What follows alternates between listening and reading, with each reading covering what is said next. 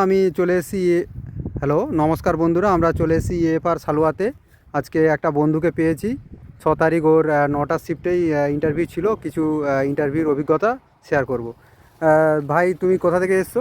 আমি পশ্চিম মেদিনীপুর জেলার চন্দ্রকোনা থানার অন্তর্গত ঘনরামপুর গ্রাম থেকে এসেছি। তোমার ফার্স্ট সেশনেই ছিল? হ্যাঁ, ফার্স্ট সেশনেই ছিল। কটার সময় থেকে তোমাদের গেটে এন্ট্রি করছে? আমাদের গেটে 8:30 থেকে এন্ট্রি করে দিচ্ছে।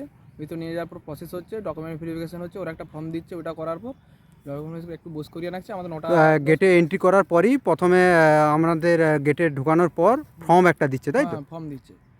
তা ফর্মে ওইটা বাংলাতেই সব কিছু ফিল আপ করতে হচ্ছে। ওটা করার পর এসে আমাদেরকে বস করিয়ে রাখছে। ওখানে আবার আধার কার্ড দিয়ে আমাদের একটা সিকিউরিটি পারপাস একটা কিছু করা হচ্ছে, ওটা ঠিক বুঝতে পারছি না। তারপর আধার কার্ডের এন্ট্রির পর আবার একটা রুমে নিয়ে আছে, ডকুমেন্ট ভেরিফিকেশন হচ্ছে। ওইখানে কটা টেবিলে ডকুমেন্ট ভেরিফিকেশন হচ্ছে? একটা, দুটো, তিনটে টেবিল, চারটে টেবিলে, তাই তো? কি কি ডকুমেন্টস লাগছে? মাধ্যমিকের অ্যাডমিট, মার্কশিট, সার্টিফিকেট, এইচএসের সার্টিফিকেট আর মার্কশিট। আর কারো যদি হাইয়েস্ট কোয়ালিফিকেশন থাকে, গ্র্যাজুয়েশন, সে শো করাতে পারে। কাস্ট থাকলে কাস্ট, আর আধার কার্ড লাগছে। আর প্রত্যেকের একটা করে জেরক্স কপি লাগছে। আচ্ছা, একটা করে জেরক্স কপি লাগছে। যে ওইগুলো পিন আপ করে নিচ্ছে। পিন আপ করার পর তোমার তারপরের টেবিলে কি হচ্ছে? তারপরের টেবিলে ওরা একটা ফর্ম দিচ্ছে। ওখানে স্যার বসে আছেন, সিনিয়র।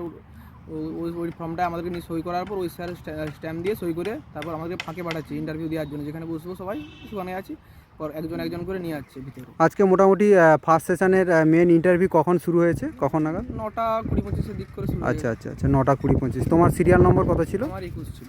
আচ্ছা। আর সিরিয়াল নম্বরগুলো কি ওইখানে ভিতরে ওরাই সাজিয়েছে, না যেমন গেটে এন্ট্রি ওই অনুযায়ী? না, ওরা ভিতরে সাজিয়েছে। আচ্ছা। এবার তুমি কেমনভাবে ঢুকলে, একটু কি সম্বোধন দিলে একটু জানাবে? বলছিলাম, স্যার ভেতরে কি আসতে পারি? ওইভাবে দিয়ে স্যার বললো আসুন। স্যারদেরকে আমি নমস্কার জানালাম।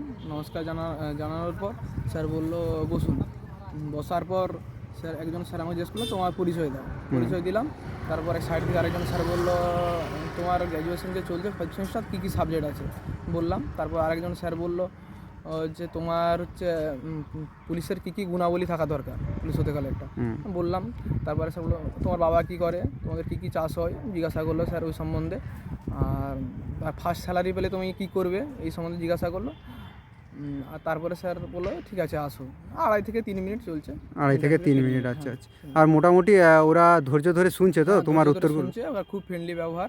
আচ্ছা। কোনো নেক্সট যারা আসবে বা নেক্সট দিন যারা আছে তাদের উদ্দেশ্যে, বা এই সালোয়াতেই রয়েছে যাদের, তাদের উদ্দেশ্যে একটাই কথা কি বলবে তুমি? কোনো অসুবিধা নেই, আসো। স্যাররা খুব ভালো, কোনো ভয় পাওয়ার চিন্তা নেই।